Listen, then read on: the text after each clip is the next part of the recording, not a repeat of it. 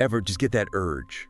Like you're at a wedding or a party and it's just too much. The noise, the people, everything's kind of crashing in. And you just need a minute to escape. Totally. Now magnify that feeling.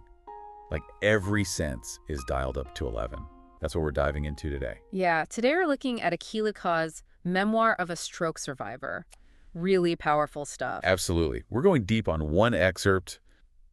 Want to understand what it's like to live with the afters of a stroke, Not just the medical charts, but how it feels. And Akili'Ka doesn't hold back.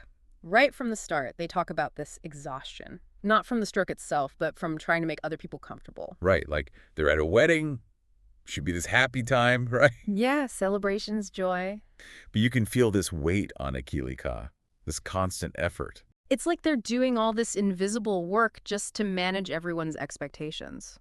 Which, honestly, that's something a lot of stroke survivors deal with. Yeah, no kidding. It's like on top of recovering physically, you've got this whole social and emotional recovery too. The world kind of expects you to bounce back, but it's not that simple. Your whole life's been upended. You're basically trying to exist in a world that doesn't make sense anymore. And it hits you in the smallest ways. Like Akili'Ka talks about getting to the venue, right? Just walking across the parking lot. Which, for most of us, that's nothing, right? A little stroll. Yeah, no big deal. But for Akili'Ka, it's this huge ordeal. Makes you realize how much we take for granted. Ever worn the wrong shoes on a day you gotta walk a lot? Ugh, the worst. It's like that, but amplified.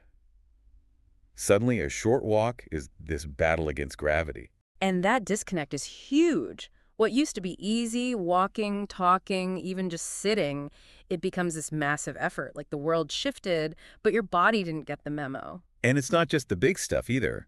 Akili'Ka mentions the floor of the venue. It's uneven, kind of glossy. Which, again, most people wouldn't even think twice about it. Exactly.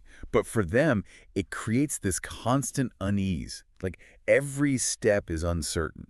Makes me wonder how often we design spaces without considering stuff like that. Totally. Akili'Ka talks about their proprioception being off after the stroke. It's like your brain loses track of where your body is in space. Whoa, so you're second-guessing every movement. Pretty much. Imagine how exhausting that would be. Yeah. And then there's this line about the chair at the wedding that always gets me. My right deflated buttock was folding. All the comfort a hard surface against bone could offer. Powerful imagery. So stark, so visceral. It's not just being uncomfortable, it's this constant physical reminder of how much their body has changed. It forces you to think about what it would be like to be trapped in a body that doesn't cooperate anymore. A body that doesn't feel like your own. Heavy stuff. And then on top of all that, the sensory overload hits. Music starts blaring, everyone's talking, and it's just chaos. And that's a huge part of what Akili'Ka's getting at. Yeah. For a lot of stroke survivors, it's not just disliking loud noises, it's that they can't filter them out. So it's like everything's hitting you at once. Exactly. You can't focus, can't follow conversations. It's incredibly isolating, even in a room full of people. You see that in how Akili'Ka seeks refuge in their car. But even that's not peaceful. It speaks to that deep longing for control, for a break from the constant effort. And it leads into that really powerful ending. Akili'Ka talks about wishing for a second chance. Yeah. Not just to redo that day, but maybe even life choices before the stroke. Yeah, it makes you think. That desire for a do-over, it's so human, especially when facing hardship. Totally. Makes you wonder, what would you redo if you could? It's a question worth asking, even without going through something as life-altering as a stroke. So true.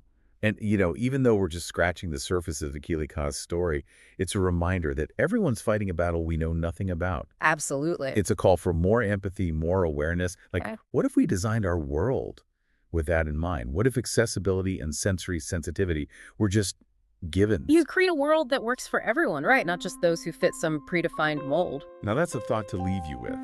Thanks for joining us for this deep dive into Memoir of a Stroke Survivor. Keep those conversations going. You never know what you might learn.